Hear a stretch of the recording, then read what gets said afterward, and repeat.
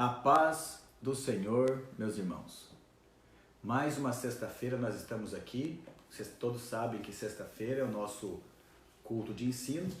Sexta-feira é o dia que a igreja se reúne para aprender a palavra de Deus. E nós estamos numa série de estudos sobre o Apocalipse. Basicamente o título é Descomplicando o Apocalipse. O meu objetivo é trazer para vocês de uma forma bem clara, de uma forma bem objetiva, a compreensão do livro de Apocalipse. Eu desafio você a ler o livro de Apocalipse e entender todos os versículos depois que nós terminarmos essa série. Mas se você ficar com alguma dúvida durante esses estudos, você pode escrever para mim. O meu e-mail é tgranato@ig.com.br e o meu zap é 12996217226, tá bom? Então, antes de nós iniciarmos esse estudo, vamos orar, porque nós estamos num culto. Você está aí com Deus, eu estou aqui com Deus, então estamos todos juntos reunidos com o Senhor Jesus. Pai, eu abro este culto em Teu nome, Jesus, e quero te pedir, papai, em nome do Senhor Jesus, que o Senhor abençoe a todos que estão presentes aqui na sua presença, presentes comigo aqui em espírito. Ó Pai, em nome de Jesus, abençoe a todos nesta noite com a sua palavra. Amém? Glória a Deus. Bom, semana passada nós iniciamos o estudo e nós estudamos o capítulo 1 do Apocalipse. Eu vou só dar uma introdução e também tentar resgatar um pouquinho do que nós conversamos semana passada, né? O Apocalipse, ele está associado a uma cronologia escatológica. Então, estudar o livro de Apocalipse, em paralelo, a gente já vai avaliando a cronologia escatológica, ou seja, os eventos proféticos, os eventos que já aconteceram, que estão acontecendo e que vão acontecer, né? Então, obviamente, quando a gente dá um estudo de escatologia, a gente começa lá em Adão, não sei se você sabe disso, né? A gente começa lá em Adão e vai até o juízo final, até novos céus e nova terra. Mas nós estamos focando aqui a cruz de Cristo. Então, o capítulo 1 do Apocalipse, quando você lê, ele faz referência ao ministério de Jesus, ele faz referência à morte do Senhor Jesus e à ressurreição do Senhor Jesus. Quando você lê o capítulo 1, a todo instante, ou é fácil de ter essa sensação, essa percepção. Leia para você ver outra vez o capítulo 1 do Apocalipse, e você vai ver, olha, está falando do ministério, está falando da morte, está falando da ressurreição. Foi isso que nós estudamos na semana passada. E como é que são os eventos? Vamos lá, vamos recordar. O Senhor Jesus morre na cruz. Ele morre numa sexta-feira e ele ressuscita ao terceiro dia, que é domingo, dia da semana. Aí após a sua ressurreição, e a sua ressurreição foi domingo de Páscoa, quando ele ressuscita ali, ele segue aparecendo para os discípulos por 40 dias.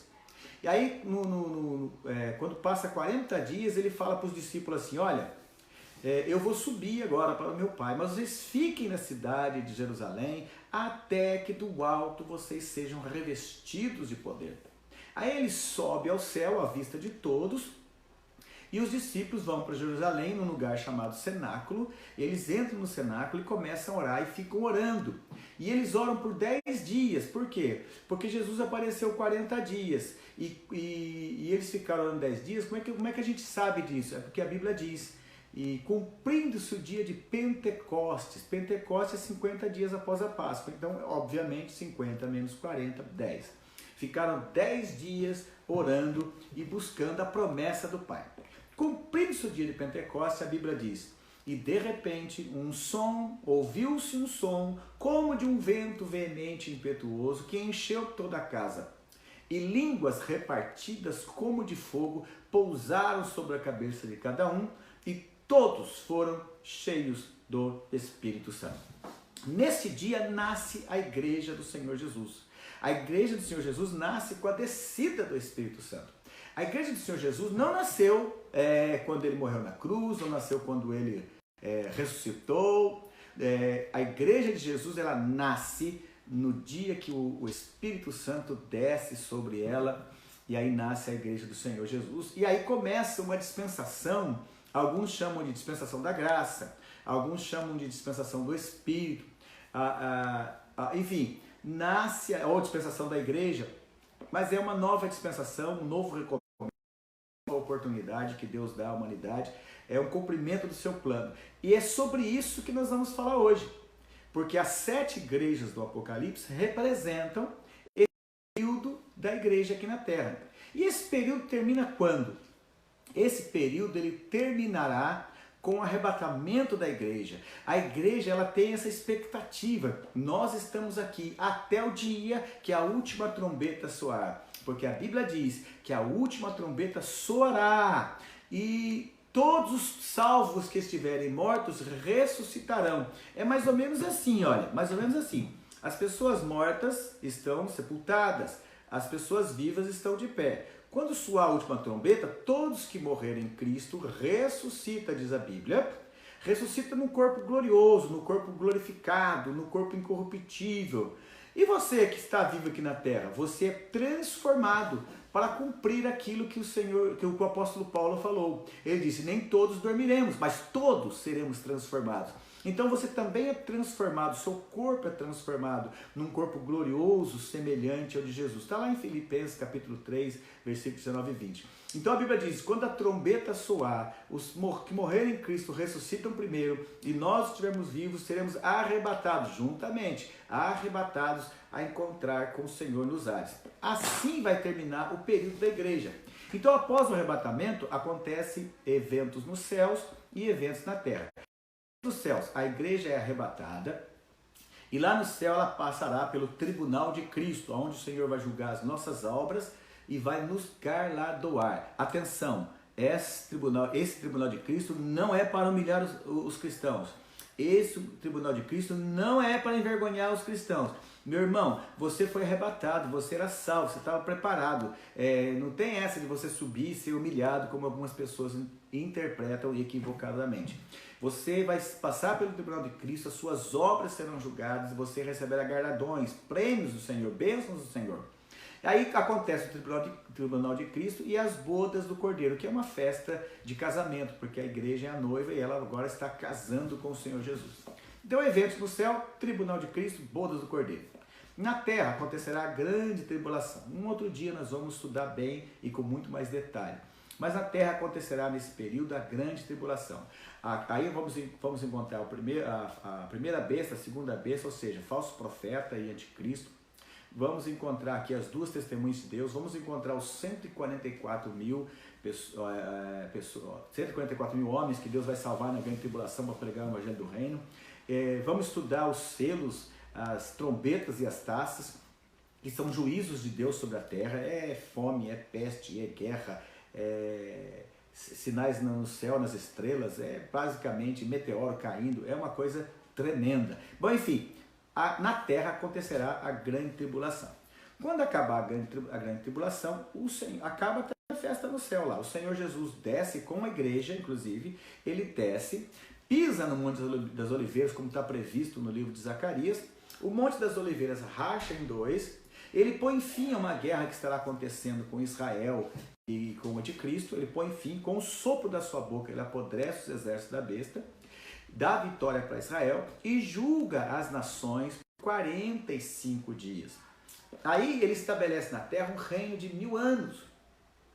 E durante esses 1000 anos, vai chegar o dia de nós estudarmos também aqui, né? Durante esses 1000 anos será uma bênção, Satanás estará preso, as pessoas que servirem ao Senhor não morrem, e, enfim, será uma coisa tremenda.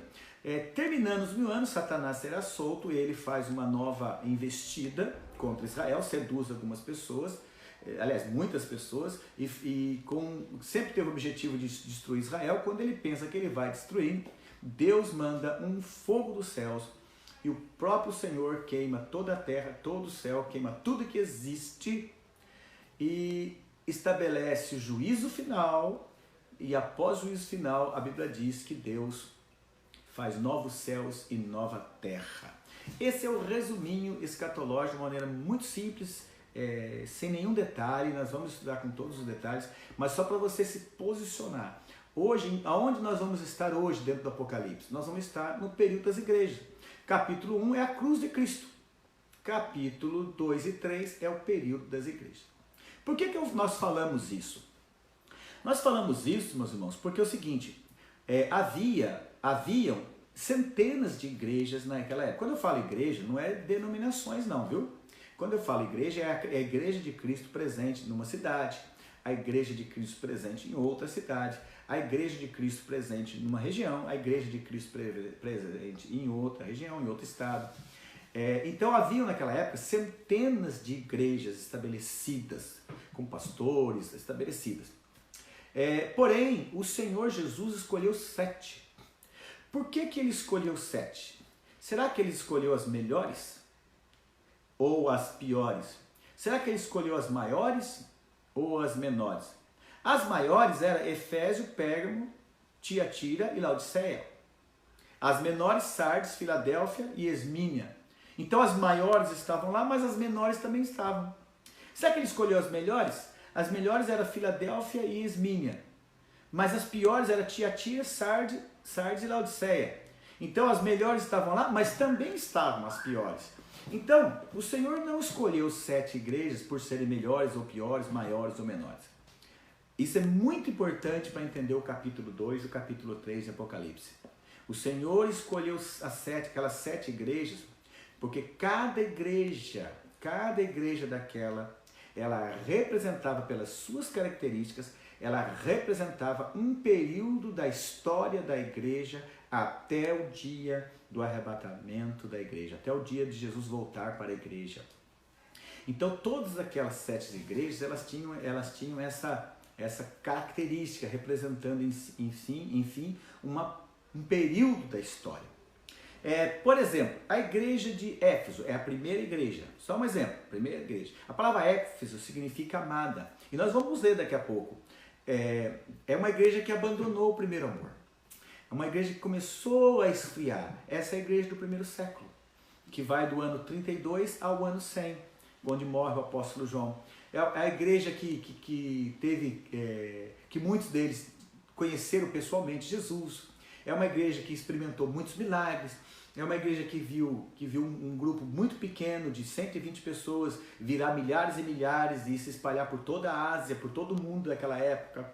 É uma igreja que experimentou muita coisa e de repente essa igreja agora estava esfriando e a Bíblia diz que para essa igreja que estava esfriando no seu amor, Jesus se apresenta a ela como aquele que anda no meio dos 7 castiçais e tem todos os anjos, as estrelas com ele. Então, muito interessante, vamos estudar uma a uma, lembrando sempre, obviamente que aquelas igrejas eram reais, obviamente que tudo que está registrado eram situações e características que todas elas estavam vivendo. Então, aquela mensagem foi contemporânea? Foi contemporânea para aquela época. As mensagens e as lições daquela época servem para os nossos dias? Servem também para os nossos dias. Porque hoje nós temos igreja fria, hoje nós temos igreja morna, hoje nós temos igreja que já esqueceu o primeiro amor, hoje nós temos igrejas perseguidas, enfim, todas aquelas igrejas, todos os problemas, toda a realidade daquela igreja também é a realidade para nós. Então podemos ler o capítulo 2 e o capítulo 3 e tirar lições para nós. Sim, com certeza, mas é muito importante entender o aspecto profético, onde cada igreja daquela, na sua sequência, ela descreve um resumo da história da igreja. Amém? Então, abra sua Bíblia comigo em Apocalipse, capítulo 2. O meu grande desafio é falar, no tempo que eu tenho, que no máximo 1 hora, falar de 2 capítulos e falar de todas as igrejas. Esse é um grande desafio. Abra sua Bíblia comigo no capítulo 2 do Apocalipse. E vai ticando. Capítulo 1 você já entendeu. Capítulo 1 você já conhece. Agora você precisa entender o capítulo 2 do Apocalipse. Daqui a um tempinho, não muito distante, estaremos finalizando o capítulo 22. Capítulo 2. Capítulo 2, versículo 1. Vamos ler? Abra sua Bíblia aí e vamos ler. Escreve ao anjo da igreja que está em Éfeso. A palavra Éfeso significa amada ou desejada. Isto diz aquele que tem na sua destra as 7 estrelas, que nós já vimos na semana passada, que representa os anjos, que também representa, cada anjo representa os pastores e os líderes da igreja. E que anda no meio dos 7 castiçais. E vimos também, evidentemente está no versículo 20 do capítulo 1, que esses castiçais de ouro são as igrejas, essas 7 igrejas. Eu sei as tuas obras e o teu trabalho e a tua paciência, e que não podes sofrer os maus, e puseste a prova os que dizem a ser apóstolos e não são, e tu achastes mentirosos, e sofreste e tem paciência, e trabalhaste pelo meu nome e não te cansaste. Atenção! Basicamente, todas as igrejas aqui, elas seguem um padrão. O Senhor se apresenta, o Senhor faz um elogio, o Senhor faz uma advertência ou uma repreensão, e o Senhor faz uma promessa para os vencedores, e também e depois na sequência faz uma promessa ou uma menção à sua vinda. E por último, todas elas recebem uma ordem. Todas elas recebem uma ordem. Quem tem ouvidos, ouça o que o Espírito diz às igrejas. Então quando você lê aqui, cadê a apresentação de Jesus? Cadê o elogio? Cadê a repreensão? Cadê a promessa? Cadê a promessa aos vencedores? Cadê a menção da sua vinda? E onde está aquela ordem? Quem tem ouvidos, ouça o que o Espírito diz às igrejas. Então até agora, onde nós vemos aqui, o Senhor se apresentou. Olha, para uma igreja que está esfriando, para uma igreja que está esfriando, deixando o seu primeiro amor, eu sou aquele que ando no meio da igreja, estou presente. Você está esfriando, mas eu estou presente. E os pastores estão nas minhas mãos. O que o Senhor está dizendo é, você está esfriando, mas eu não estou desistindo de você. Você está desistindo de mim, mas eu não estou desistindo de você. Hoje em dia isso é uma grande verdade. Tem muita gente deixando o Senhor, se esfriando, desistindo. Mas o Senhor não desiste de você e te chama. Olha, lembra de onde caístes e volta ao primeiro amor. Vamos ler? Tenho, porém, contra ti que deixaste o teu primeiro amor. E lembra-te, pois, de onde caíste, arrependa-te e pratica as primeiras obras. Quando não, brevemente virei a ti. Atenção, lembra de onde você caiu, volta, se arrepende. Quando não, virei a ti e tirarei do seu lugar o castiçal, se não te arrependeres. Percebe aqui ele fazendo uma menção à sua volta? Porque senão, brevemente virei a ti. Em todas as cartas às igrejas, em todas as igrejas mencionadas aqui, o Senhor faz uma menção da sua volta. E quando eu leio isso na igreja de Éfeso, quando eu leio isso na igreja de Esmínia, quando eu vejo isso na igreja de Pérgamo, quando eu vejo isso na igreja de Tiatira, quando eu vejo isso na igreja de Sardes, quando eu vejo isso na igreja de Filadélfia, de Laodiceia, sabe o que eu percebo? Por que o Senhor faz uma menção à sua vinda para todas as igrejas? Porque a expectativa do arrebatamento, a expectativa de se reencontrar com o Senhor Jesus não pode sair da mente e do coração da igreja. O dia que sair do coração da igreja aquela expectativa e aquela esperança de se reencontrar com o Senhor Jesus, essa igreja está morta. Essa igreja, para mim, não é mais igreja. Não existe igreja se nesta igreja ela não tem a esperança de reencontrar com Cristo. Pode chamar de org, pode chamar de religião, pode chamar do que você quiser, mas não chame de igreja de Cristo. Porque a igreja de Cristo, a maior característica da igreja de Cristo é que ela está na expectativa de se reencontrar com o Senhor Jesus. Aqui o Senhor Jesus faz uma advertência. Você se arrependa. Senão eu vou tirar seu castiçal. O castiçal ali simboliza a igreja. Ele vai remover a igreja. Uma coisa vai acontecer, né? Porque não se arrependeu, não deu ouvidos. Então, falando aqui, como se estivesse falando para o pastor, eu vou mover a igreja, eu vou retirar a igreja. Então ele faz uma palavra de advertência. Se arrepende-te, lembra de onde caístes e se arrependa. Tens, porém, isto que aborreces. O Senhor também faz um elogio. Lembra da estrutura? O Senhor sempre faz um elogio. Aí ele vem e faz um elogio aqui, olha.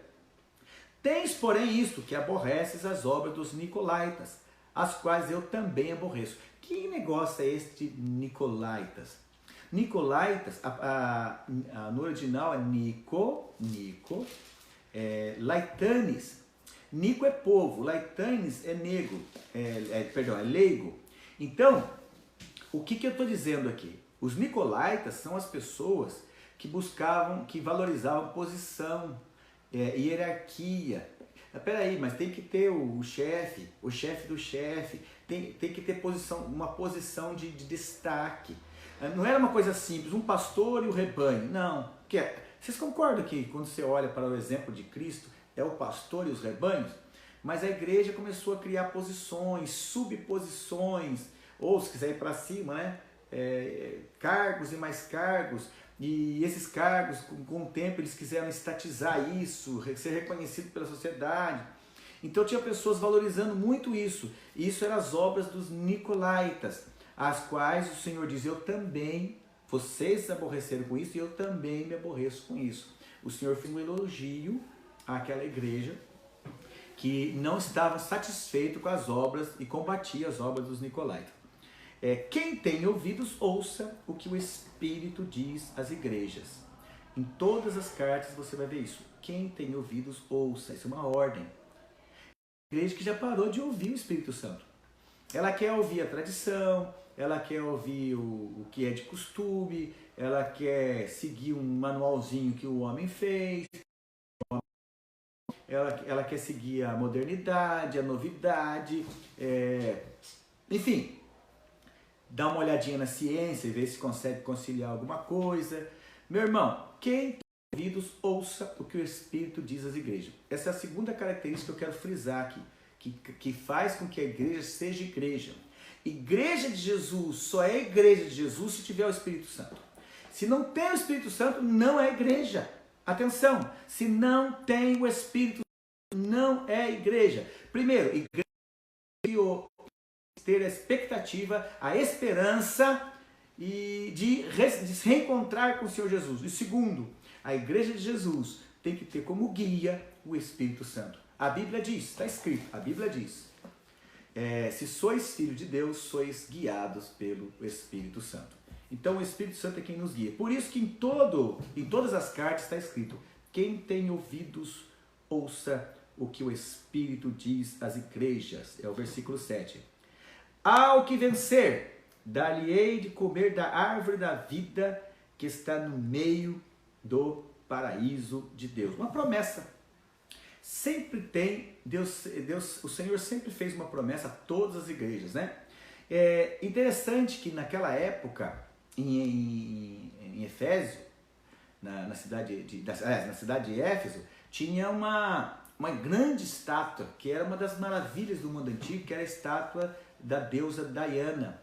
E se você lê a carta aos Efésios, que é uma das cartas do apóstolo Paulo, ele menciona isso, né?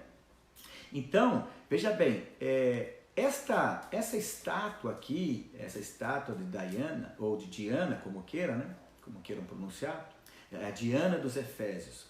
Essa estátua era uma estátua onde as pessoas celebravam e adoravam e idolatravam ela com festas. E tinha muita orgia e tinha muita comida, comilança, e eles comiam e bebiam demais. Era uma festa. Aí os cristãos pararam de participar dessas festas. Aí o Senhor está dizendo aqui, olha, você não precisa se preocupar em comer das festas nesses cultos pagãos. Você tem que se preocupar que eu vou dar de comer da árvore da vida que está no meio do paraíso de Deus, né? Então, para mim, aqui o Senhor faz uma alusão. Você deixou de participar daquelas festas que priorizam comidas e bebidas, mas em compensação, você, e não eles, vai participar de uma ceia celestial. Você vai comer, você vai participar das bodas do Cordeiro. Você vai cear comigo. Jesus disse uma vez, né, sentar-se a uma mesa com Abraão, com Isaac, com Jacó, né? Você vai comer da árvore da vida que está no meio do paraíso de Deus. Bom, estou tentando ser bastante objetivo e sucinto para que não haja dúvida, mas para que eu possa também cumprir aqui o meu propósito de falar de todas as igrejas. Então, o que nós aprendemos no capítulo 2 da primeira carta aos Efésios, a igreja de Éfeso? A igreja de Éfeso, ela representa, por todas as características que nós comentamos aqui, a igreja do primeiro século, que vai do ano 32 da era cristã até o ano 100, foi quando morreu, até o ano 98, mas me parece que 98 é uma data mais precisa. Ela vai do ano 32 ao ano 98, quando morreu o apóstolo João. Então, essa é a primeira parte, o primeiro período da história. E lembre-se, a igreja estava esfriando, estava esquecendo aquele poder, aquela graça, estava esquecendo de exercer em nome do Senhor Jesus milagres, estavam esfriando, estava se tornando um negócio muito normal. E a igreja de Deus, do Senhor, não pode ser normal. Aí o Senhor fala, olha, você está esfriando, mas eu me apresento a vocês e como aquele que ainda está no meio de vocês, viu? Não, vocês estão desistindo de mim, mas eu não desisti de vocês. Bom, vamos para a segunda carta, à igreja de Esmina. A igreja de Esmina, a palavra Esmina significa amarga. Significa amarga. A igreja de Esmina representa a igreja que vai do ano 64 ao ano 313. Por que é 64? Se eu falei que a primeira igreja, o primeiro período, termina no ano 98. Porque não é assim, olha, termina uma e começa a outra, ó. Não é assim. Na realidade é assim que você olha. As igrejas, elas se convivem até uma meio que deixar de existir e só existir a outra. É mais ou menos assim que acontece, ó. Por exemplo, no final, vou falar daqui a pouco, lá quando o Senhor for arrebatar a igreja que vai ficar aqui já vai estar junto com a igreja que vai subir, porque é isso que acontece, tá vendo? Então, a igreja perseguida, a igreja de Esmina, representa o período da história de 64 ao ano 313. 64 porque foi quando Nero começou aquela perseguição paranoica, ele queria destruir, acabar, ele queria sumir com tudo que era cristãos. Ele caçava os cristãos, matava os cristãos, colocava os cristãos no jardim dele pendurado lá e colocava fogo para iluminar o seu jardim. O homem era um verdadeiro capeta, o filho do capeta, para você ter uma ideia de como era ruim. Alguns cristãos daquela época achavam que estava se cumprindo parte do Apocalipse e ele era um anticristo. Bom, para mim ele era uma figura do anticristo. Então começou a perseguição no ano 64 e terminou no ano 313. Veja bem, no ano 313 finalizou porque saiu um edito dado por Galério. Ele assinou um edito, o edito da tolerância, onde os cristãos não deveriam ser perseguidos, deveriam se tolerar tudo quanto é tipo de religião, inclusive a dos cristãos. Então a igreja de Esmina, ela representa esse período, que vai de 64 a 313. Então vamos lá? É a igreja da perseguição. Vamos primeiro ver, o Senhor, de novo, a estrutura é a mesma. Tem uma apresentação de Cristo, tem um elogio, tem uma advertência, tem uma promessa, tem uma referência à sua vinda e tem a ordem, ouça o que o Espírito diz. Então, e ao anjo, versículo 8, capítulo 2, versículo 8, e ao anjo da igreja que está em Esmina, Esmina significa amarga, sofrida, escreve, isto diz o primeiro e o último, o que foi morto e reviveu. Ora, o Senhor, diante de uma igreja que é perseguida, que as pessoas matam, queimam, jogam para os leões, pendura nas árvores lá para iluminar o jardim, uma igreja que seria perseguida, os irmãos iam morrer, haveria muita morte de cristãos, o Senhor está sendo claro e transparente, vocês vão morrer. Mas diante dessa igreja que ia passar por tudo isso, Jesus disse assim, eu sou o primeiro e o último, eu sou o que morreu e reviveu. Eu também morri, ele está dizendo, se você acha que não deve morrer porque você é crente, pois eu também morri. Só que eu revivi, eu ressuscitei e você também vai ressuscitar. Aquilo, irmãos, que as pessoas têm de passar, vão passar. E não é isso que define se Deus está com elas ou se Deus não está com elas. O que você tiver de passar nessa vida, meu irmão, você vai passar. Talvez seja mais ou menos isso que Jesus disse. Quem quer me seguir, tome a sua cruz, não é a cruz dos outros não. Tome a sua cruz e me siga. Você, quando aceita Jesus, você aceita na condição que você está. Se você é pobre, se você é rico, se você mora num país, ou nasceu num país que tem perseguição religiosa, ou se você nasceu num país que tem liberdade religiosa, se você nasceu escravo, se você nasceu rei, se você nasceu na favela, não importa. Tome a sua cruz e siga Cristo. Jesus está dizendo aqui, vocês estão sendo perseguidos, vocês vão morrer. Só que para quem vai morrer, mas morrer em Cristo, eu vou dar a coroa da vida. Ser fiel até a morte e darei a coroa da vida. É o que está escrito aqui, nós vamos ler. Então, passe pelo que você tem de passar. Mas lembre-se, passe com Jesus. Saia desta vida aqui com Jesus. Sair dessa vida sem Jesus é sair sem Deus, sem paz, sem esperança e sem salvação.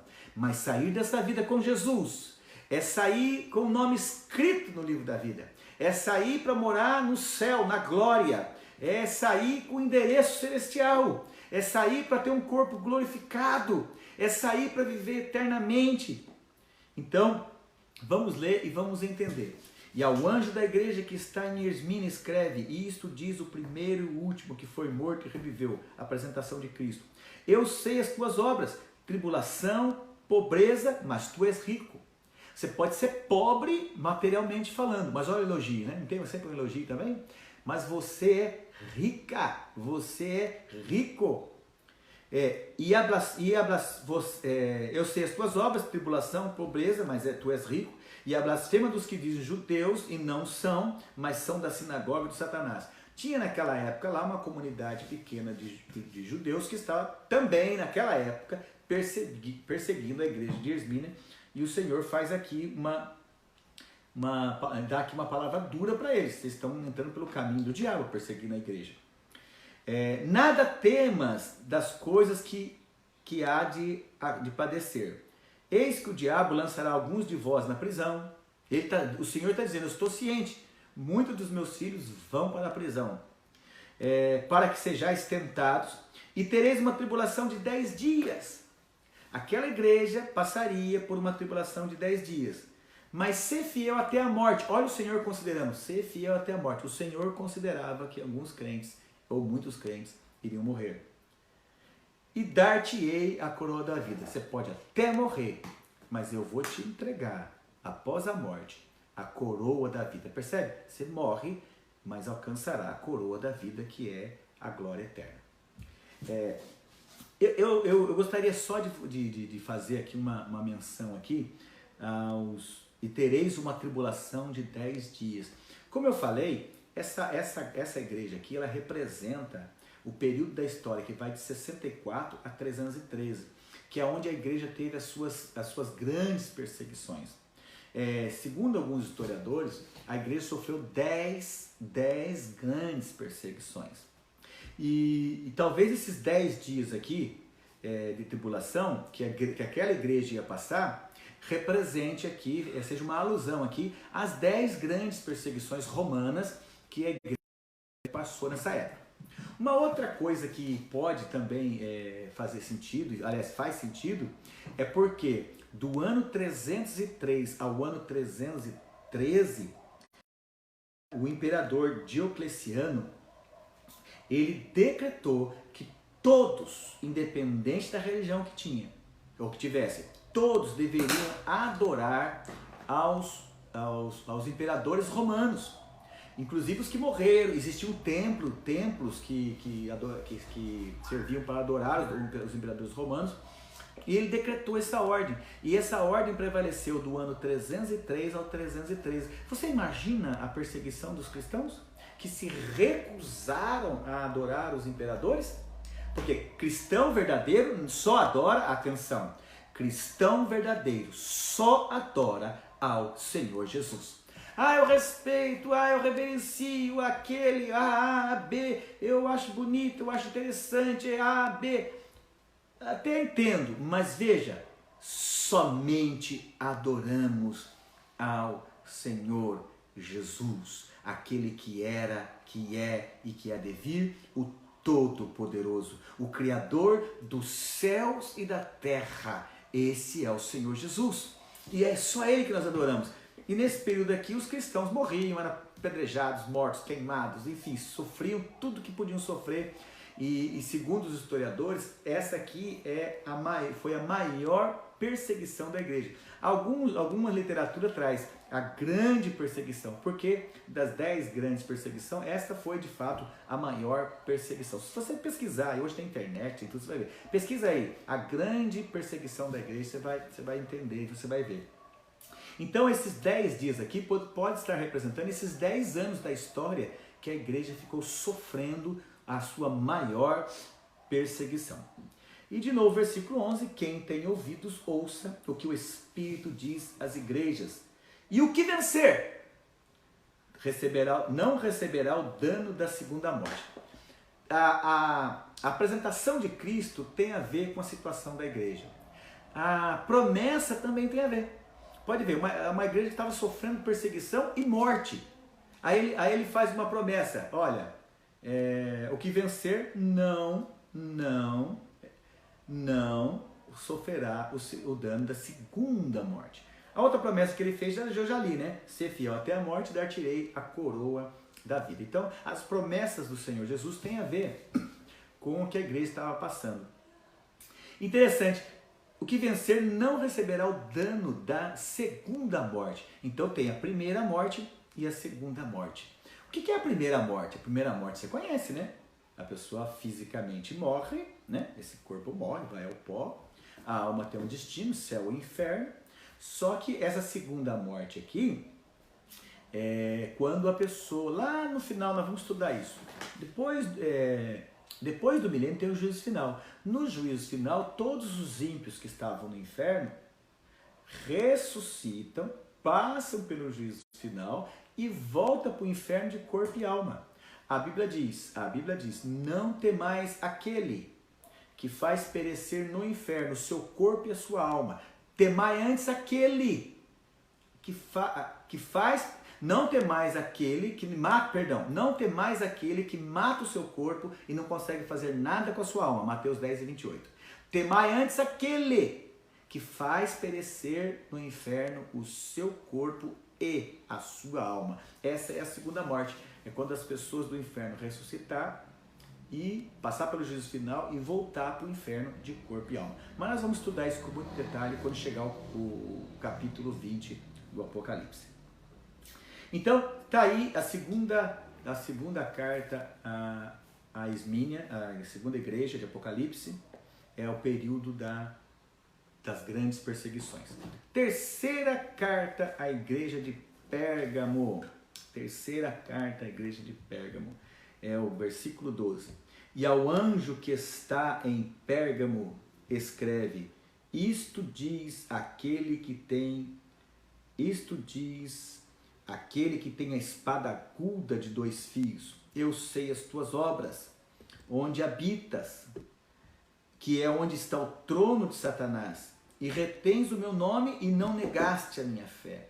Ainda nos dias de Antipas, minha fiel testemunha, o qual foi morto entre vós, onde Satanás habita. Mas umas poucas coisas tenho contra ti, porque tens lá o que seguem a doutrina de Balaão, o qual ensinava Balaque a lançar tropeços diante dos filhos de Israel, para que comecem o sacrifício de idolatria e prostituíssem. Versículo 14, né? Então, esta igreja de Pérgamo é a igreja conhecida na história como a igreja imperial, que ela foi de 252 até 604. 252, por quê? Porque um bispo conhecido como Cipriano, ele criou o título de Igreja Católica Romana, ele criou esse título. E no ano 604, o outro bispo, o bispo Bonifácio IV, ele reclamou para si a autoridade sobre todos os outros pastores e padres. Ele disse o seguinte, os pastores eles eram chamados carinhosamente pelo povo de padres, que significa que na língua latina é pai. Então os pastores eram chamados de pais.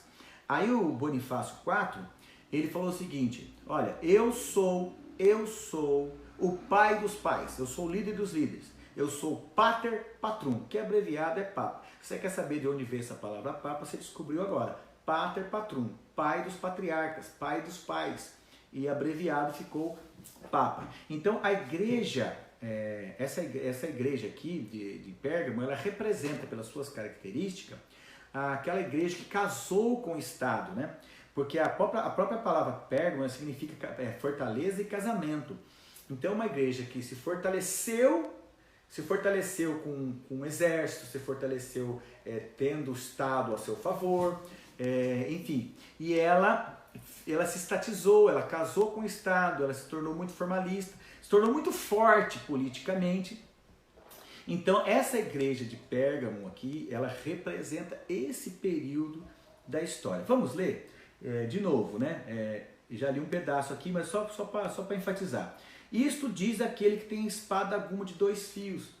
Numa igreja que tinha a espada do império ao seu favor, Jesus falou assim, eu tenho uma espada aguda de 2 fios. Percebe que a apresentação e as promessas, né, de novo, tem a ver com o que a igreja está vivendo? Jesus está dizendo assim, você tem que confiar não é na espada do império, você tem que confiar não é na espada do Estado, você tem que confiar na minha espada. E a minha espada tem 2 fios. Ela corta de um lado e corta do outro. No meio dessa igreja aqui tinha uma pessoa aqui chamada Antipas, que era fiel testemunha. O Senhor Jesus faz referência a esse irmão aqui, né, Antipas, que segundo a história, queimaram ele dentro de uma estátua de bronze, queimaram ele e colocaram, uma estátua de um touro, colocaram ele lá dentro, colocaram fogo, aí ele ficou lá dentro queimando até virar brasa. Olha a condição que morreu o irmão Antipas. Mas também tem um tal de Balaão lá, que estava perseguindo aos judeus daquela região, daquela localização, e o Senhor também criticou. Então nós temos aqui um bom crente, um bom cristão, e temos aqui um exemplo de um cristão que não é tão fiel, tão, como vamos dizer assim, não é uma pessoa que dá muito ouvido ao Espírito Santo. Um mau crente e um bom crente, vamos colocar dessa forma. Mas a espada do Senhor, ela é afiada. Assim como ela tem uma palavra para salvar, ela tem uma palavra para condenar. Então, não temos que dar atenção ao Estado, temos que dar atenção à palavra de Deus, né? É ela que define. É isso que Jesus estava dizendo aqui. Então, eu parei acho que no versículo 14, né? Versículo 15. Assim tens também os que seguem a doutrina dos nicolaítas. Mais uma vez, as pessoas que estavam querendo hierarquizar a igreja estavam presentes. Mais forte nessa época aqui, porque a igreja agora ela estava aliada com o Estado. Então todo mundo queria ser bispo, queria ser papa, queria ter as suas posições, que todos os seus cargos associados ao governo local, à prefeitura, ao governo, ao Estado, enfim. Tinha muitas pessoas preocupadas com autoridade, preocupadas com cargos. Meu irmão, se você é um verdadeiro cristão, você só tem uma preocupação: servir o Senhor Jesus e apresentar Jesus para as pessoas que ainda não conhecem a salvação. Arrependa-te, pois, quando não em breve virei a ti. Percebe? De novo, o Senhor fazendo uma menção à sua volta. Eu preciso falar isso. Todas as cartas têm a menção à sua volta. Faz referência quando ele vai voltar a arrebatar a igreja e tal. Arrependa-te, pois, quando não, em breve virei a ti e contra eles batalharei com a espada. Mais uma vez falando da espada, em contrapartida à igreja que estava confiando na espada do império e teria que confiar na espada do Senhor.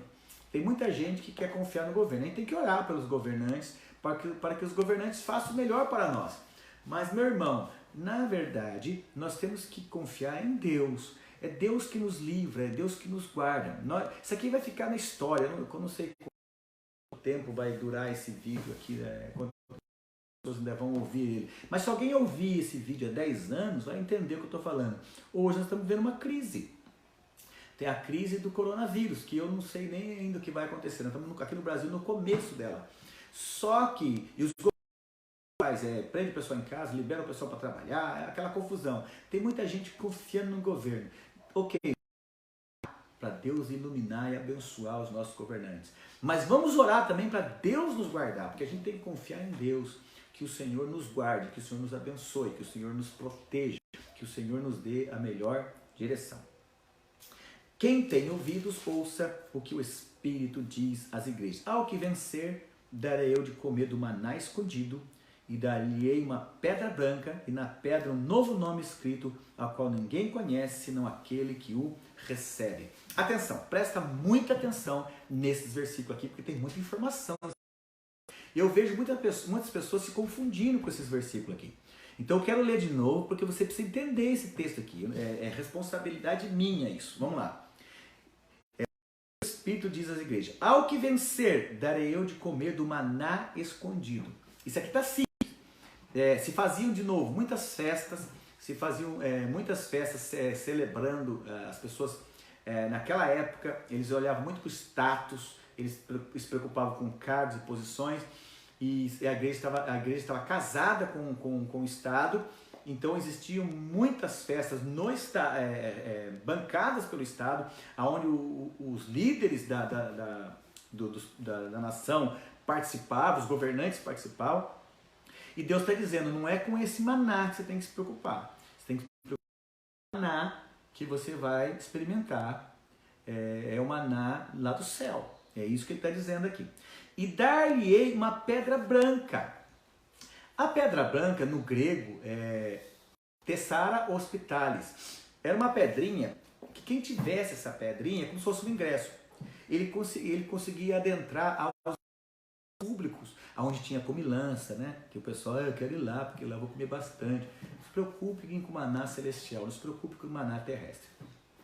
Então essa pedrinha branca, ela tem dois sentidos para nós aqui. Primeiro, tinha uma pedrinha branca, Tessara hospitalis, que era uma pedrinha que dava direito a uma pessoa a acessar os eventos públicos, certo? Então Deus está dizendo que nós temos acesso ao céu, nós temos acesso à graça, à glória do Senhor. O importante é o acesso que Deus está nos dando ao céu, não entrar lá e ter acesso ao governo, e ter acesso aos eventos públicos. Tem muita gente preocupada com uma vida boa aqui na terra. Ele está esquecendo que a vida melhor é lá no céu. Você tem que se preocupar em adentrar o céu. Enquanto eu estiver bem aqui, tá bom. Só que isso aqui vai durar o quê? 70 anos? 80 anos? 100 anos se você tiver sorte? Irmão, em nome de Jesus, se preocupe em se ingressar ao céu. Outra coisa, a pedrinha branca também significava aforria, liberdade. Os escravos, quando eles eram aforreados pelos seus senhores, eles recebiam a liberdade, eles tinham uma pedrinha branca. Então nós somos libertos por Cristo. Cristo nos libertou, Cristo nos transformou. Nós não somos mais escravos do pecado, do vício. Então a pedrinha também representa isso. E na pedra tem um novo nome escrito. Sabe que eu ouvi uma vez uma pessoa falando do Apocalipse, ele falou assim, porque no céu Deus vai mudar o nosso nome. Hoje eu me chamo Tadeu, pastor Tadeu Granato, não sei se você percebeu aí no rodapé do vídeo.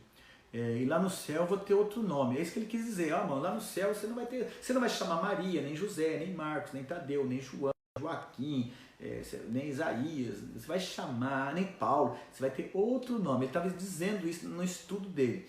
Eu, sinceramente, eu não creio que seja bem isso aqui, tá? Jesus, quando se referiu a Elias, Moisés e Elias, lá no Monte da Transfiguração, ele chamou de Moisés e Elias. Quando ele falou assim, vocês com Abraão, Isaac e Jacó, eles nome. Quando ele falou do rico do Lázaro, Lázaro ele conhecia, falou o nome. Irmão, é o seguinte, para mim, se eu sou Tadeu, lá no céu, eu vou me encontrar com você lá, se Deus quiser.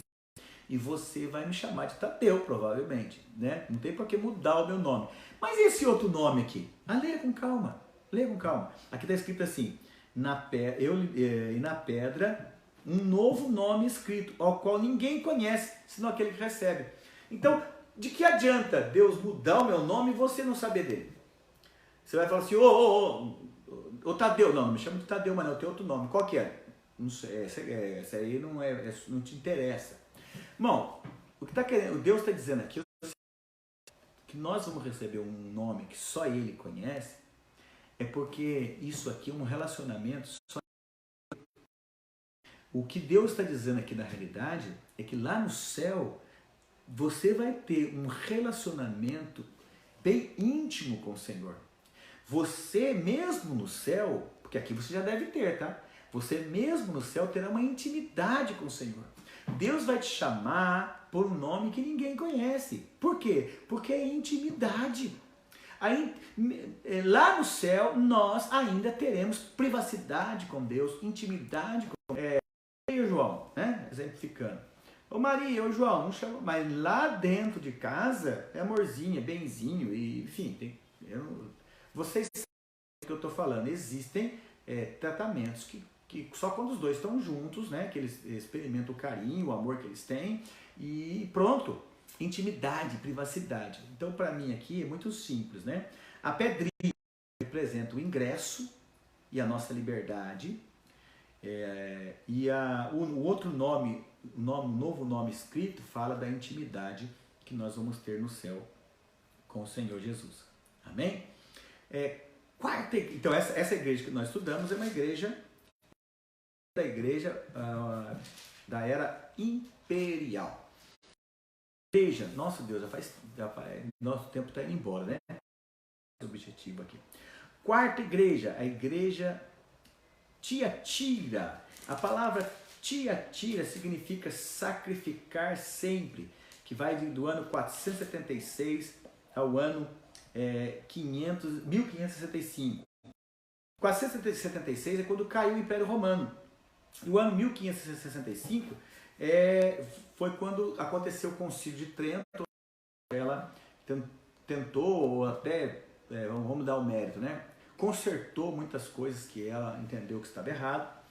Então, é o período que nós chamamos de período papal, aonde a igreja, inclusive, ela ganhou tanta autoridade, os reis caíram, tá? Os imperadores caíram. Os reis nesse período era o próprio Papa. O Papa, ele era não só o Papa, mas ele também era o rei, ele era o imperador, ele era o chefe de Estado. Para quem não sabe disso, a igreja se casou tanto com o Estado que ela se tornou o próprio Estado. Tanto é que hoje, né? Hoje, se você olhar o Vaticano, ele é para quem não sabe disso, embora a região, né, geográfica é pequenininha ali, mas o Vaticano, ele é um Estado. Tem força de Estado, tem legalmente falando, né? Então, esse período foi o período papal. E a apresentação de Jesus isto diz o Filho de Deus, porque nesse período a igreja começou a dar muita atenção para outros nomes, começou a experimentar a idolatria. Jesus não era em primeiro lugar. Quem lê a história vai ver que a igreja é o período de trevas, né? A igreja esfriou, a igreja experimentou a idolatria, a igreja ela ficou religiosa. Ela dava valor aos rituais, ela dava valor a um monte de dogmas, mas a palavra de Deus ficou de lado. Aliás, nesse período, o pessoal não podia ler a Bíblia. Só podia ler a Bíblia se fosse um sacerdote. Não podia ler a Bíblia, era contra a lei, era pecado, né? Entre aspas. Então, foi um período terrível, terrível para a igreja. Então, aí Jesus começa a apresentar assim, isto diz o Filho de Deus, que tem olhos como chama de fogo e pés semelhante a latão reluzente. Ou seja, eu vejo tudo e eu vou aplicar o meu juízo. Está muito claro nessa apresentação. Veja bem, por que latão reluzente, né? A igreja de Tiatira, lá local naquela época, ela tinha lá uma fundição. Então fazia sentido para eles lerem latão reluzente, saindo da fornalha, mexia com o coração deles, porque lá na cidade de Tiatira, duas coisas eram fortes lá, né? Uma fundição e também eles produziam cerâmica, vasos e tal. Eu conheço as tuas obras e a tua caridade, o teu serviço e a tua fé, a tua paciência, que as últimas obras são mais do que as primeiras. O Senhor faz um elogio aqui, né, dentro daquela estrutura.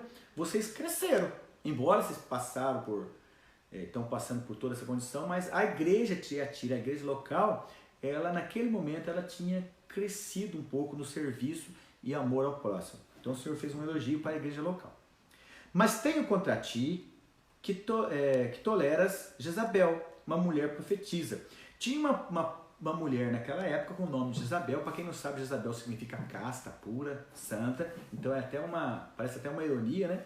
Mas tinha uma profetisa lá Alguns alegam que foi uma sacerdotisa do paganismo que se converteu e veio trazendo essas coisas para dentro da igreja, veio trazendo o que ela vivenciou, o que ela vivenciava lá.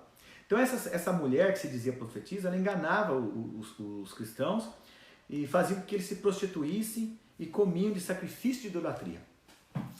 Veja bem, nesse período de 476 a 1565, a igreja se envolveu muito com idolatria. Por isso essa igreja aqui, ela representa esse período da história. E prostituir na Bíblia é deixar de dar atenção a Deus e dar atenção a ídolos. A prostituição espiritual é isso. E dei-lhe tempo para que se arrependesse da sua prostituição e não se arrependeu. Que doído, que palavra dura. A igreja de Tiatira não se arrependeu. Eis que porei numa cama, e sobre os que adulteraram com ela virá grande tribulação, se não se arrepender das suas obras. O Senhor está dizendo que vai colocar eles num leito de enfermidade. Olha só, o braço do Senhor, o juízo do Senhor. Aqui tem um pensamento aqui, né? Não se iluda. Deus é amor, mas também é justiça. Você quer viver no pecado, experimentar o pecado, fazer mal ao próximo e quer se dar bem com Deus, quer que Deus te proteja, quer que Deus cuide de você, quer que Deus... Meu irmão, escolha, decida. Você quer a bênção de Deus ou quer o juízo de Deus? Porque o juízo de Deus é uma realidade. Versículo 23. E ferirei de morte a seus filhos e todas as igrejas saberão que eu sou aquele que sonda as mentes e os corações. E darei a cada um de vós segundo as vossas obras. Mas eu vos digo, a vós e aos restantes que estão em Tiatira, a quantos não têm esta doutrina e não conheceram, como dizem, as profundezas de Satanás, que outra carga vos não porei. Então, mesmo os que estão vivendo nessa época da igreja de Tiatira, ou naquele período da história, mesmo a igreja experimentando idolatria, experimentando uma religião sem Espírito Santo, mais preocupada com a política, com o poder na época, o poder local, o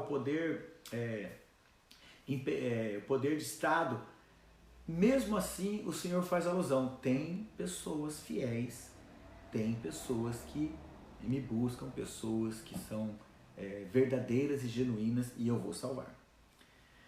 Bom, versículo 25, mas o que tendes retende até que eu venha. De novo, em todas as igrejas o Senhor faz menção à sua volta.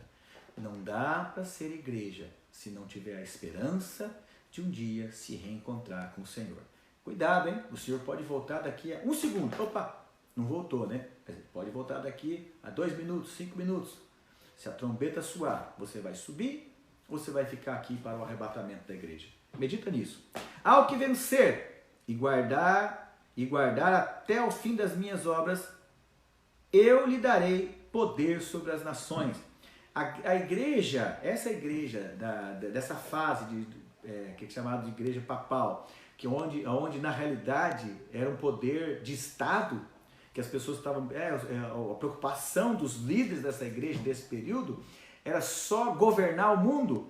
Deus está dizendo, o poder para reger as nações está comigo. Se você quer reger as nações, tem que estar comigo, porque eu sou o Senhor. Essa é uma promessa dele. E com vara de ferro as regerá. Talvez esse ferro aqui faça alusão aos produtos da fundição, né, que eu mencionei, né, que tinha naquela cidade. E serão quebradas e com vara de ferro as regerá as nações. E serão quebradas como vasos de oleiro, como também recebi de meu pai. E de novo, né, esses vasos aqui também pode fazer uma alusão aos vasos que eram produzidos lá em Tiatira, né? Então, quando o Senhor usa essa linguagem, ele mexe com o coração das pessoas e chama a atenção. Olha, não é o ferro que vocês produzem aí que deve estar o orgulho. O orgulho tem que estar no meu poder, na minha presença. Não é os vasos que vocês produzem, vai garantir o futuro de vocês não. Que futuro é esse? 70 anos, 100 anos? Eu estou falando de uma vida eterna. E dar-lhe-ei, olha a promessa, hein? E dar-lhe-ei a estrela da manhã. O Senhor está dizendo, não dê valor àquilo que não pode fazer nada por você, não pode salvar a sua alma. Dê valor à minha palavra e você vai receber a estrela da manhã. Nós sabemos, quem está um pouquinho familiarizado com a Bíblia sabe que a estrela da manhã é o Senhor Jesus, né? Quem tem ouvidos, ouça o que o Espírito diz às igrejas. Todas elas vai sempre naquela estrutura, apresentação de Cristo, elogio, uma advertência ou uma instrução e uma promessa para aqueles que vencem, e também sempre tem uma menção à vinda do Senhor Jesus. E por último temos aí aquela ordem, né? Quem tem ouvidos, ouça o que o Espírito diz às igrejas. Deixa eu tentar terminar, porque meu tempo já acabou, né? E nós temos ainda 2 igrejas. A quinta carta, a igreja de Sardes, né? A palavra Sardes, ela significa remanescente, sobrevivente, e ela vai de 1517 até 1801. É a igreja da reforma, né? Foi o período em que a igreja sofreu reformas, com Martinho Lutero, enfim, com muitas pessoas que se levantaram tentando reformar a igreja, tentando ajustar a igreja, falar para a igreja, deixa o Estado, vamos ouvir a palavra, vamos seguir a palavra que nos guia, que nos orienta, enfim. E por que vai até 1801, né? 1801 aconteceu um fato histórico, é quando Napoleão Bonaparte ele declarou a separação do Estado e da igreja. Por isso que o Vaticano se resumiu aquele espaço geográfico, né? Daquele dia de 1801 para frente, igreja é igreja, Estado é Estado. Em todo lugar do mundo é assim agora. Então, esse período de 1517 até 1801 é conhecido como o período da Reforma. E o Senhor se apresenta assim, ó. Isto diz o que tem os 7 Espíritos de Deus e as 7 estrelas. Deus está dizendo para uma igreja que estava, de certa forma, ela era improdutiva. Por mais que teve a reforma e tal, mas ela era tão improdutiva do ponto de vista espiritual que o Senhor chega a dizer que ela estava morta. Por incrível que pareça, a igreja da reforma começa assim com essa característica, né? Eu sei as tuas obras, tem nome de que vives, mas estás morto. Aí, ser vigilante, consolida, confirma o restante que estava para morrer, porque não achei as tuas obras perfeitas diante de Deus. Lembra-te, pois, do que tens recebido e ouvido, e guarda, arrependa-te, e se não vigiares, virei sobre ti como um ladrão, e saberás a que hora sobre ti virei. Então, de novo, para a igreja de Sardes, o Senhor faz ele faz uma advertência, né? Olha, se arrependa, senão virei a ti como um ladrão. Aqui, o Senhor está fazendo menção ao seu arrebatamento. Quando o Senhor for arrebatar a igreja, será um evento que ninguém espera. Que dia que vai ser? Vai ser semana que vem? Vai ser o ano que vem? Tem dia e hora marcado? Só o Senhor sabe disso. Nós não sabemos. Nem os anjos, nem ninguém sabe. Sabe, né? Então, o Senhor faz aqui uma né? Então, você está fraco, tem nome de que vive, mas está morto. Então, meu amigo, se converta, se arrependa, porque senão virei a ti e, como um ladrão, vou te pegar de surpresa e você não vai ter um bom destino. Mas tem em Sardes algumas pessoas que não contaminaram suas vestes, não contaminaram suas vestes, comigo andarão de branco, porquanto são dignas de... Interessante, na cidade de Sardes, eles produziam lá, na época, eles produziam lãs negras. Aí o Senhor está dizendo assim, mas comigo você vai andar de branco. Opa, produzimos lã negra e vamos andar de branco, porque branco simboliza purificação, limpeza, justiça, né? Então o Senhor faz uma promessa, o que vencer será vestido de vestes brancas, e de maneira nenhuma riscarei o seu nome diante do meu Pai e diante dos anjos. Na época de Sardes, naquela época lá que o apóstolo João escreveu a carta, as pessoas lá em Sardes, pela cidade e tal, elas tinham orgulho, né? Muitos lá tinham orgulho de pertencer à de ter a cidadania romana. Só que eles tinham orgulho, eu sou cidadão romano, né? Era um orgulho que eles tinham. Só que a cidadania romana, a lei em questão, ela previa que o nome poderia ser arriscado. Você poderia perder a cidadania romana de acordo com o seu comportamento, de acordo com se você tivesse com um problema legal. E aqui o nome, o seu nome do livro da vida não vai ser riscado. De maneira nenhuma eu vou riscar o seu nome e confessarei o seu nome diante do meu Pai e diante dos anjos. Que orgulho, que honra você um dia ser salvo e ter o seu nome escrito na vida, escrito no livro da vida, e Deus, o Senhor, honrar você diante de todos os anjos, né? Então, estou sendo mais rápido agora porque o meu tempo acabou, tá, irmãos? Mais 5 minutos quero terminar. Então, a igreja de Sardes, por essa característica e tudo isso que nós conversamos aqui, ela representava a igreja do período da história de 1517 a 1801, que é o período chamado período da Reforma, né? Vamos para a sexta igreja? A igreja de Filadélfia. Filadélfia significa amor entre os irmãos. É a melhor igreja. É a igreja do arrebatamento. E a igreja que está em Filadélfia escreve: isto diz o que é santo, o que é verdadeiro, o que tem a chave de Davi, o que abre ninguém fecha, fecha e ninguém abre. Olha só, o poder pertence ao Senhor Jesus. O Israel sempre dizia assim: somos descendentes de Davi, então nós temos a chave da salvação, está conosco. Aí o Senhor está dizendo: não, quem tem a chave sou eu. A chave de Davi, o poder, chave é poder, né? Ele abre, ele fecha, o poder está com o Senhor. E eis que diante de ti, porta aberta, versículo 8, ninguém pode fechar. Essa porta aqui era a porta para a evangelização mundial. A igreja de Filadélfia estava tão bem espiritualmente, era a igreja mais santa, mais correta, que ela estava impulsionada a pregar para o mundo de então. E o Senhor está dizendo: a porta está aberta. Representa a igreja que vai ser arrebatamento, onde nós estaremos cheios do Espírito Santo, avivados e impulsionados por Deus a pregar o Evangelho para o mundo.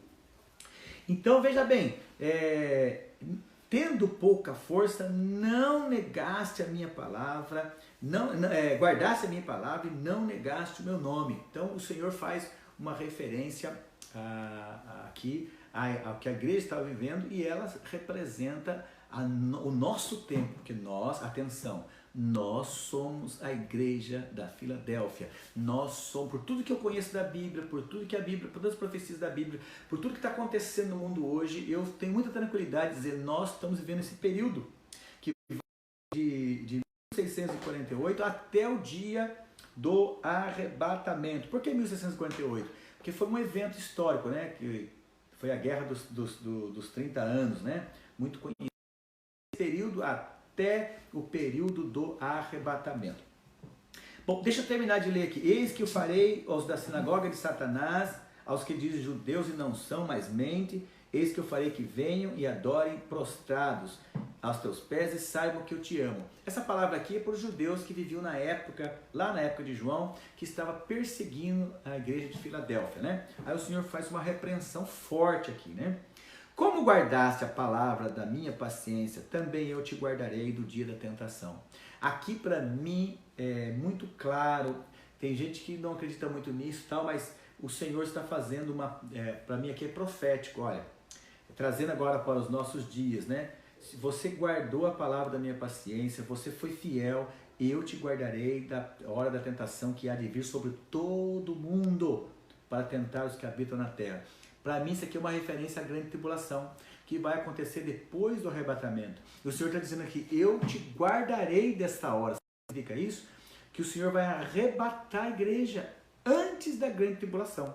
Nós não vamos discutir melhor esse tema, porque esse tema é muito polêmico no meio evangélico. Nós vamos discutir esse tema provavelmente semana que vem.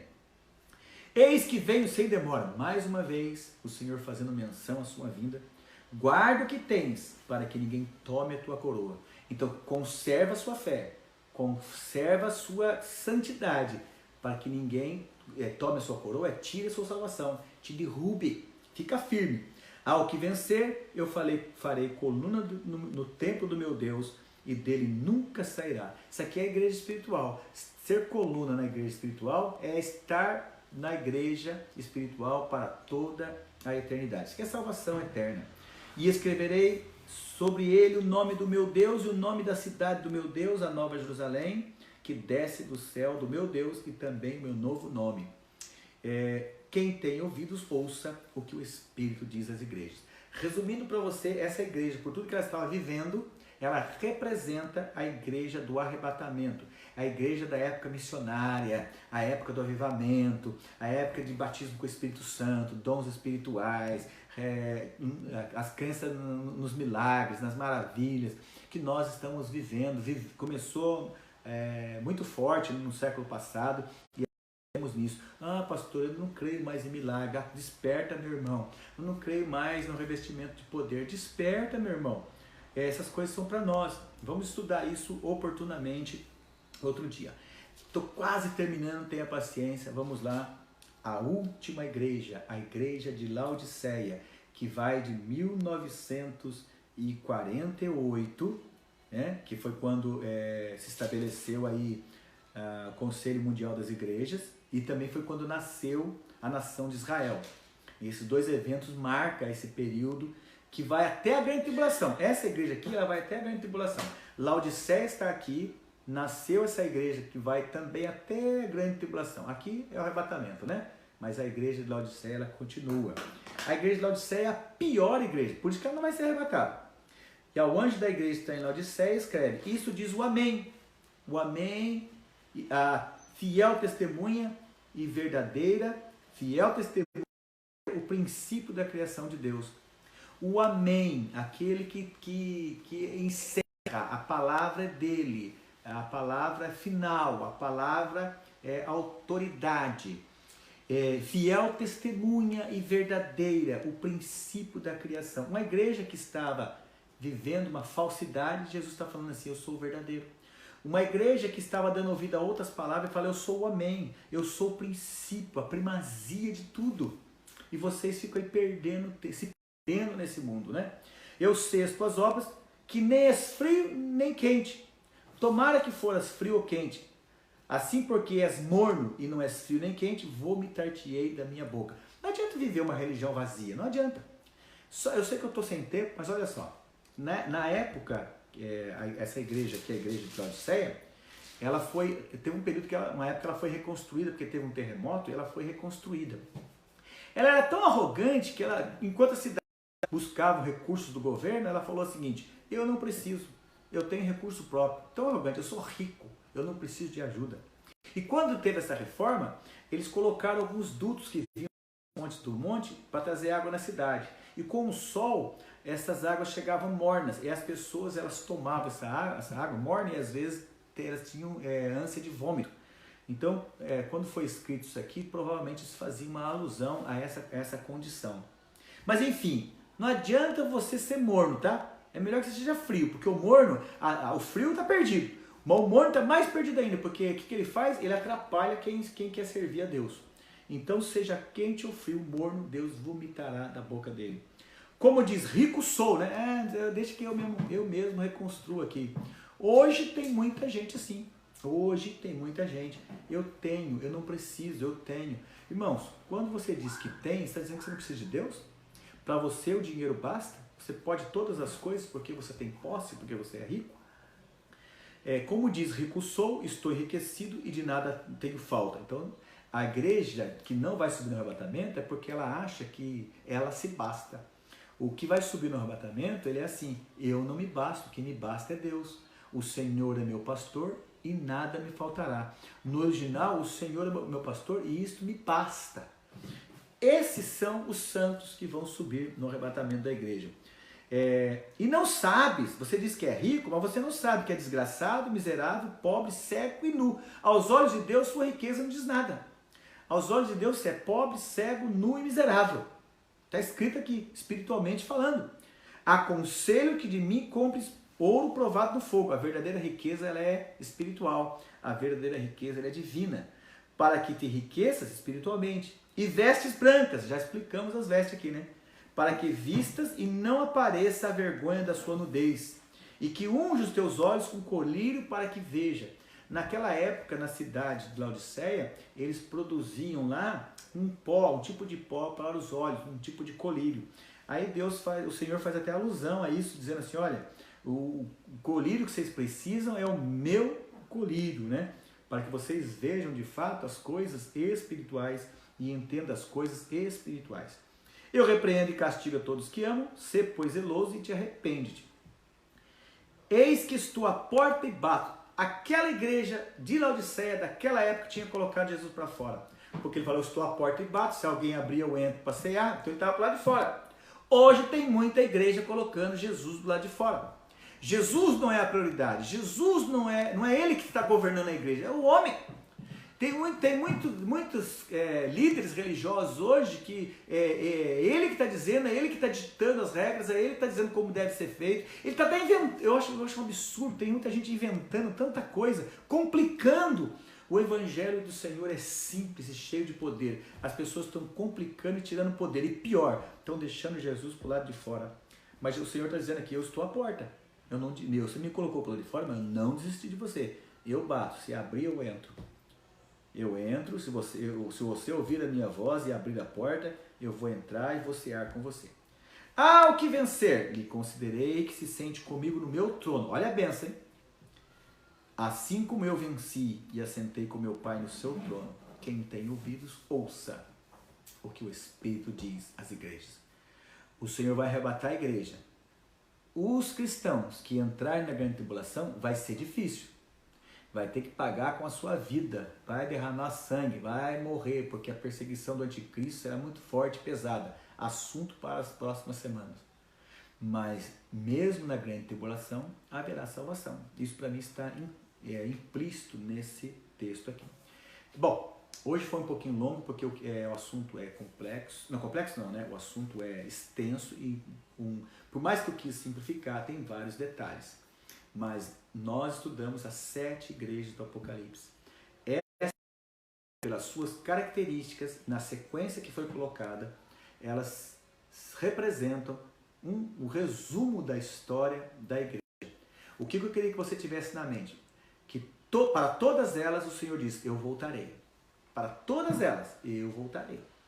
Para todas elas o Senhor disse, ouça o que o Espírito diz às igrejas. Para todas elas, o Senhor, de uma certa forma, falou, se arrependa. Se arrependa porque eu não desisto de você. Se arrependa. Então, leia de novo, né? Leia de novo. Eu me esforcei para que você visse que não são complicados esses textos, esses versículos. São, de certa forma, simples e fáceis de compreender.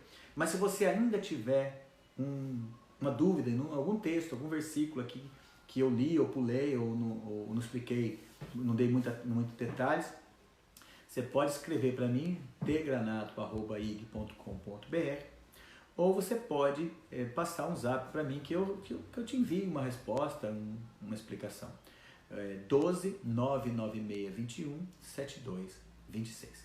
Eu vou encerrar, né? Eu vou encerrar porque hoje eu falei muito. Espero que você tenha paciência e alegria de assistir até o fim. Eu vou encerrar. Permita-me fazer uma oração por você e uma oração pela nação e assim estaremos encerrando. Pai, em nome de Jesus, abençoe a todos que estão me ouvindo, a todos que estão me assistindo, que o Senhor possa iluminá-los, que o Senhor possa abençoá-los e que eles possam crescer na graça e no conhecimento. Abençoe também essa nação brasileira e todos os governantes, ó Pai, deste país, que eles possam ter discernimento para nos guiar e fazer o que for melhor para que nós possamos sair dessa crise com muita vitória e com muita força. Assim oramos, papai, no nome de Jesus. Façam com a sua mão, né? Que o amor de Deus e a graça de nosso Senhor e Salvador Jesus Cristo e a doce comunhão e consolação do Espírito Santo estejam com todos digam comigo. Amém. Está encerrado em nome de Jesus.